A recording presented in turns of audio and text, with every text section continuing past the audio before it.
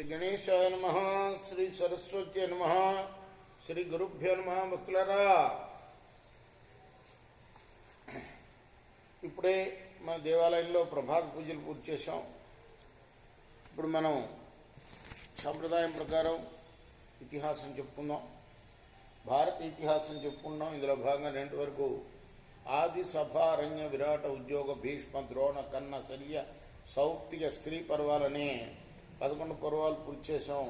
12వదైన శాంతి పర్వం చెప్పుకున్నాం. ఈ శాంతి పర్వము, అనుశాసక పర్వము, ఇవన్నీ కూడాను భీష్ముడు ఇందులో ప్రధాన పాత్రధారి. దాదాపు 500 అధ్యాయాలు ఉంటాయి. ఇందులో మనం 329 అధ్యాయాలు పూర్తి చేసాం నిన్నటి వరకు. 330వ అధ్యాయాన్ని ప్రారంభం చేస్తున్నాం. ఇదంతా ఏంటి అంటే ధర్మరాజు పట్టాభిషిక్తుడైన తర్వాత యుద్ధం అంతా అయిపోయి అప్పటికి దాదాపు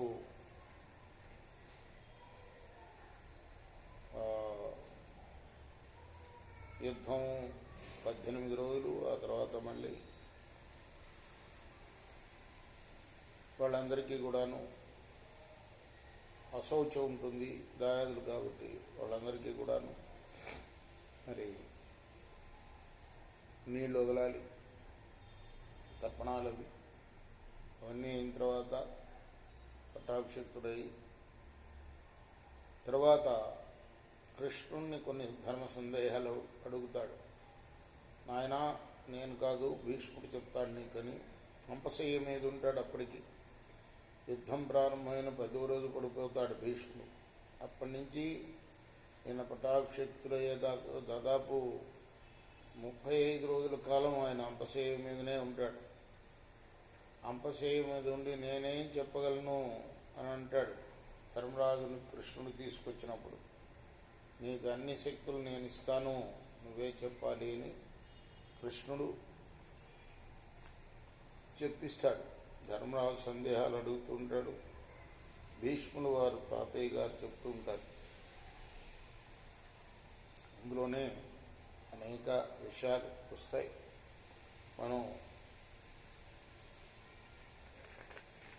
ప్రస్తుతం నారదుడికి శుకుడికి జరిగిన సంవాదం నుండి లేదా నారదుడు చేసిన ధర్మోపదేశం నుండి ఆ ఘట్టంలో ఉన్నాం. నారద ఉవాచ అశోకం శోకనాశార్థం శాస్త్రం శాంతికరం శివం నిశమ్య లభతే బుద్ధిం తాం లబ్ధ్వా సుఖమేధతే.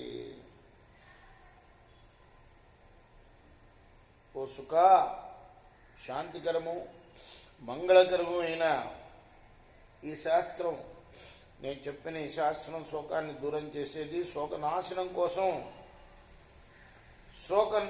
ఈ శాస్త్రాన్ని వినేవాడు మంచి బుద్ధిని పొంది సుఖిస్తాడు. నాయన, శోకస్థాన సహస్రాన్ని భయస్థాన శతాని చ దివసే దివసే మూఢం ఆవిశంతి న పండితం. 1000 కొలది శోక కారణాలు, 100 కొలది భయ కారణాలు ప్రతిరోజు మూఢుడికే కలుగుతూ ఉంటాయి, కానీ పండితుడికి అవి కలగవు. తస్మాత్ నిష్ఠనాశార్థం ఇతిహాసం నిబోధమే తిష్టచే చేద్వసే బుద్ధి లభతే శోకనాశనం. కాబట్టి అనిష్టాన్ని పోగొట్టుకోవటం కోసం ఒక ఇతిహాసం చెప్తాను, విను.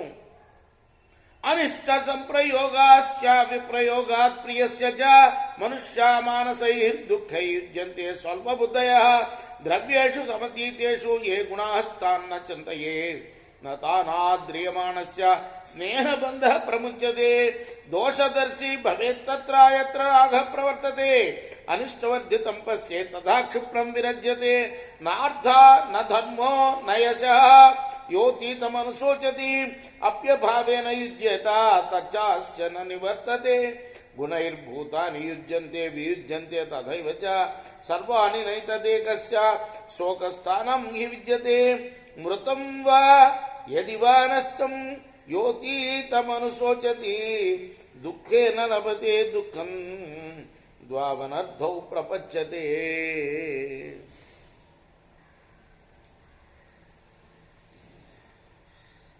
మందబుద్ధులైన మానవులు ఇష్టం కానివి సంభవిస్తూ ఉండటం వల్ల, ఇష్టమైనవి దూరం అవుతూ ఉండటం వల్ల మానసిక దుఃఖాలకు లోనవుతారు.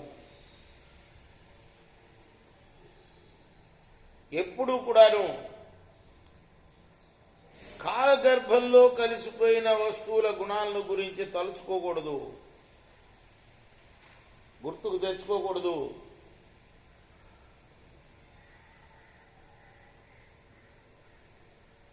అప్పుడు కానీ వాడు వాటి ఇందున్న ఆసక్తి అనే బంధం నుంచి ముక్తుడు కాడు. ఆసక్తిని పెంచే చోట దోష దృష్టిని ఉంచి అది అనిష్టాన్ని పెంపొందిస్తుంది అని తెలుసుకోవాలి. ఇలా కనుక చేస్తే త్వరగా విరక్తులవుతాడు. గడిచిపోయిన వాటిని గురించి శోకించే వానికి ప్రయోజనం కానీ, ధర్మం కానీ, కీర్తి కానీ కలగకపోగా ఆ శోకం ఇంకా పెరుగుతూ ఉంటుంది. సర్వ ప్రాణులకు ఉత్తమ పదార్థాలతోటి సంబంధం, వియోగం కలుగుతూనే ఉంటాయి. కేవలం ఒక్కదాని కోసమే శోకం కలుగుతుంది అని అనుకోవటానికి ఏం వీల్లేదు. పూర్వం మరణించిన వ్యక్తి కోసం కానీ, వస్తువు కోసం కానీ, అంటే పోయిన వస్తువు కోసం కానీ నిరంతరం దిగులు పడుతూ ఉండేవాడు ఒక దుఃఖం నుంచి ఇంకో దుఃఖానికి చేరుతాడు. అతడు రెండు అనర్థాల్ని అనుభవించవలసి వస్తుంది. వాశ్రు కుర్వంతి ఏ బుద్ధ్యా దృష్ట్యా లోకేషు సంతతిం సమ్యక్ ప్రపశ్యతః సర్వం నాశ్రు కర్మోపపద్యతే.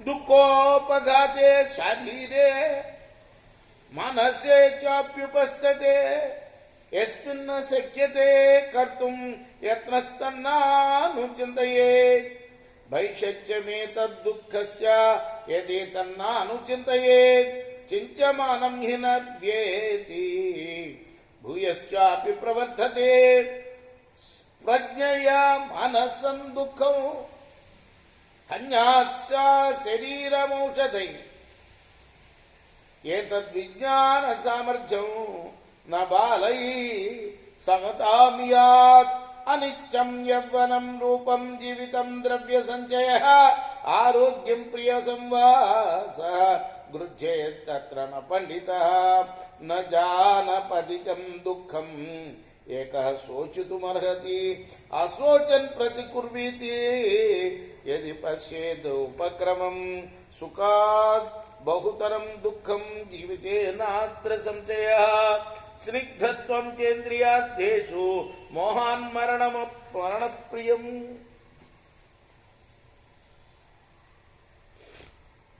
సంసారంలో తమ యొక్క సంతానం నశించినా కూడా కన్నీరు కార్చిన వారే ధీరులు. అంటే అన్ని వస్తువుల్ని సముచిత రీతిగా చూడటం, చక్కగా వాటిని గురించి విచారించడం చేస్తే దేనికోసం కానీ కన్నీరు కార్చడం యుక్తియుక్తం కాదు.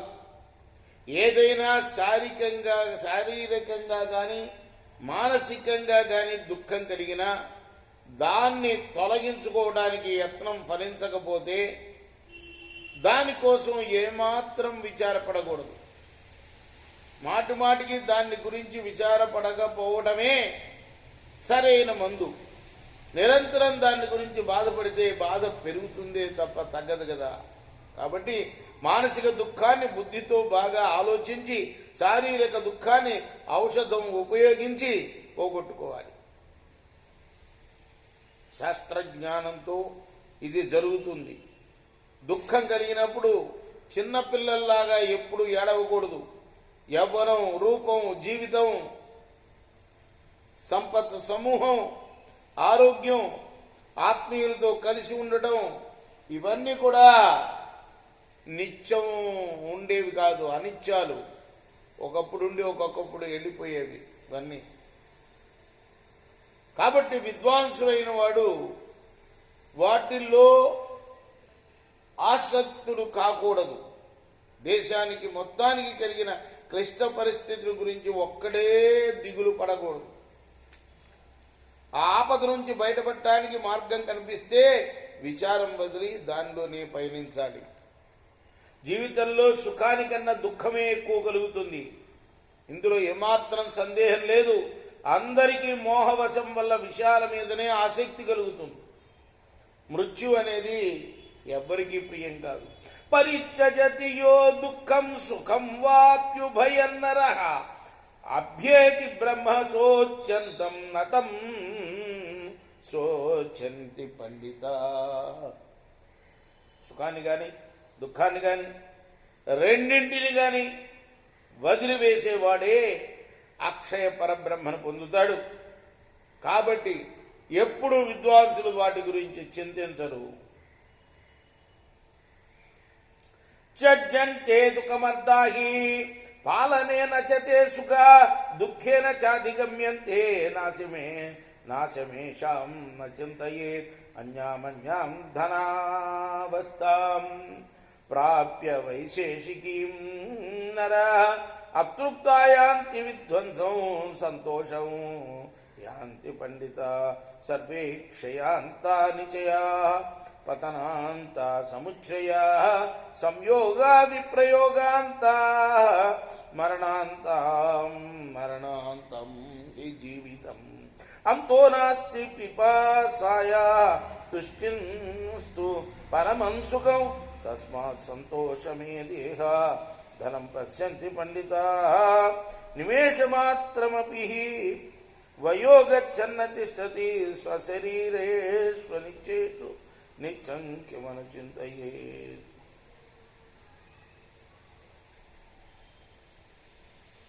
ధనాన్ని ఖర్చు చేయాలంటే ఎవరికైనా సరే బాధ కలుగుతుంది. దాన్ని రక్షించడంలో సుఖం లేదు, దాన్ని సంపాదించడం కూడా చాలా కష్టమే. కాబట్టి ధనం ప్రతి స్థితిలో కూడా దుఃఖదాయకమని భావించి అది పోయినప్పుడు ఎప్పుడు దిగులు పడకూడదు. మానవులు నిరంతరం ధనాన్ని సంపాదించడం వల్ల మొదటి కన్నా ఎక్కువ స్థితిని పొందాలనే కోరిక వల్ల తృప్తి కలగదు. ధనతృష్టితో వారు నశిస్తారు. సంతృప్తితో పండితులనే వాళ్ళు ఉంటారు. ఉన్నదానిలోని తృప్తిపడి ఉంటారు. సంపాదనలకు అన్నింటికీ అది నాశనమే తుది. ఏ సంపాదన అయినా సరే అనిత్యమే. ఎంత పైకి పోతే అంత పతనం కలుగుతూ ఉంటుంది. సంయోగాలు వియోగాలు కూడా అంతే. మరణంతో జీవితం అంతం అవుతుంది. తృష్ణకు అంతు లేదు. సంతోషమే, సంతృప్తియే పరమ సుఖం. అందువల్ల ఎప్పుడు కూడా ఉన్నదాంతో సంతృప్తి పడాలి. ఆశకు అంతెక్కడ ఉంటుంది. అందువల్ల ఈ లోకంలో సంతోషమే ఉత్తమ ధనము అని పండితులు భావిస్తారు. తన సంతోషమే స్వర్గము, తన దుఃఖమే నరకమండ్రు తథ్యము సుమతి శతకర్త చెప్పాడు. వయస్సు పోతూ ఉంటుంది కానీ ఒక్క నిమిషమైనా నిలకడగా ఉండదు. తన శరీరమే నిత్యం కానప్పుడు ఈ లోకంలో ఏ వస్తువును నిత్యం అనుకోవాలి చెప్పు? భూతేషు భావం సంచింత్య ఏ బుద్ధ్వా మనసః పరం నశోచంతి గతాధ్వాన పశ్యంతః పరమాంగతిం. సంచిన్వానకమే వైనం కామానామవితృప్తకం వ్యాఘ్రః పశుమివాసాద్య మృత్యురాదాయ గచ్చతి తథాప్యుపాయం సంపశ్యేత్ దుఃఖస్య పరిమోక్షణం అశోచన్నారభేక్షైవ ముక్తస్య వ్యసనీ భవేత్. శబ్దే స్పర్శే చ రూపే చ గంధేషు చ రసేషు చ అశోచన్నారభేక్షైవ ముక్తస్య వ్యసనీ భవేత్. ప్రాక్ సంప్రయోగాద్ భూతానాం నాస్తి దుఃఖం పరాయణం విప్రయోగాత్తు సర్వస్య నోచేత్ ప్రకృతి స్థిత దృత్యా శిష్ణోదరం రక్షేత్ పాణిపాతం చక్షుషా చక్షుశ్రోత్రే చ మనసా మనోవాచం చ విద్యయా. సర్వ ప్రాణుల్లోనూ మనస్సుకు అతీతంగా పరమాత్మ యొక్క ఉనికిని తెలుసుకొని ఆయన్నే ధ్యానించేవారు ఇహలోక యాత్ర ముగియడంతోనే పరమపదాన్ని సాక్షాత్కరింపచేసుకొని శోకాన్ని అతిక్రమిస్తారు. అన్నిటికన్నా ముఖ్యం ఏంటంటే మనలోనే కాదు, పిపిలి కాదు, బ్రహ్మ పర్యంతం లోపల భగవంతుడు ఉన్నాడు, పరమాత్మ ఉన్నాడు అని తెలుసుకుంటే అదే మరి ఆ భావమే పరమపదాన్ని పొందటానికి సహాయపడుతుంది. అడవిలో కొత్త గడ్డి కోసం సంచరిస్తూ సంతృప్తి చెందని పశువుని హఠాత్తుగా వచ్చి పులి నోట కరుచుకుని పోయినట్లుగా భోగాలతో తృప్తి పొందని వాడిని మృత్యువు తీసుకుపోతుంది. అయినా ప్రతి వ్యక్తి దుఃఖం నుంచి తప్పించుకోవడానికి ఉపాయాన్ని ఆలోచించాలి. శోకం వీడి సాధన ప్రారంభించిన వాడు ఎలాంటి వ్యసనంలోనూ చిక్కుకోని వాడు తప్పక దుఃఖ విముక్తుడవుతాడు. ధనికునికైనా దరిద్రునికైనా ప్రతివానికి అనుభవకాలంలోనే శబ్ద స్పర్శ రూప రస గంధ విషయాల్లో కొంచెం సుఖం కలుగుతుంది, కానీ అనుభవం తర్వాత ఏమీ ఉండదు. అంటే అనుభవం అప్పుడే సుఖం, మళ్ళీ అనుభవం అయిపోయిన తర్వాత ఏముండదు దాని గురించిన సుఖం. ఒకరితో ఒకరికి సంబంధం కలగకపోవడం ఏ దుఃఖం ఉండదు. సంబంధం కలిగిన తర్వాత వియోగం కలిగినప్పుడు దుఃఖం వస్తుంది. స్వస్వరూపంలో ఉండే వివేకవంతుడైన వ్యక్తి ఎవరితో దేనితో వియోగం కలిగినా కూడా విచారపడకూడదు. కాబట్టి మానవుడు ధీరత్వంతో శిష్ణోదరాలని రక్షించుకోవాలి, కన్నులతో కాళ్ళు చేతుల్ని రక్షించుకోవాలి, మనస్సుతో కన్నులు చెవులను, సద్విద్యతో మనస్సు వాక్కును రక్షించుకోవాలి. అంత మంచి మాటలు చూడండి. ధైర్యంతో ధీరత్వంతో శిష్ణ ఉదరాలని వీటిని రక్షించుకోవాలి. వాటి ధైర్యం అవసరం అంట శిష్ణోదరాలని రక్షించుకుంటాను. అంటే ఉదరం అంటే పొట్ట, శిష్ణం అంటే దాని కింద. ఈ రెండే మనిషిని చెడగొట్టేవి. ఎప్పుడు ఏ రుచికరమైన వస్తువు తినాలని ఉంటుంది, కానీ శ్రేయస్సుకరమైన వస్తువు తినాలని ఉండదు మనిషికి. ఒక ధైర్యం తెచ్చుకొని, లేదు నేను ఏదైనా తినగలను, అది చేదైనా తినగలను, తీపైనా తినగలను, ఈ భావం కడుపు నిండటానికి ఇంత ముద్ద చాలు అనే భావం ఒకటి. అలానే శిష్ణం కూడా అంతే. ఎవరిని పెడితే వాళ్ళని ఇష్టపడుతూ ఉంటుంది. అంత మాత్రాన దాని ఇష్టం వచ్చినట్టు దాన్ని పోనివ్వకూడదు, దాన్ని నియంత్రణలో పెట్టుకోవాలి. అప్పుడే వాడు, ఆ మానవుడు పరమాత్మను చేరగలుగుతాడు. పునరపి జననం పునరపి మరణం లేకుండా. అలానే కళ్ళతోటి కాళ్ళు చేతులను రక్షించుకోవాలి, మనస్సుతో కళ్ళు చెవుల్ని రక్షించాలి, మంచి విద్యతో మనస్సును వాక్కును రక్షించుకోవాలి.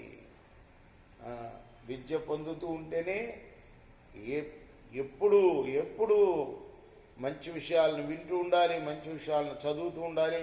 అప్పుడే మనస్సు కంట్రోల్లో ఉంటుంది. మనస్సు అనేది చాలా అపాయకరమైన ఇంద్రియం అన్నిట్లోకి. ఆ ఇంద్రియాన్ని స్వాధీనంలో ఉంచుకోవాలి అంటే విద్యతోటే అది సాధ్యం. అనునిత్యం కూడాను చదువుతూనే ఉండాలి, వింటూనే ఉండాలి.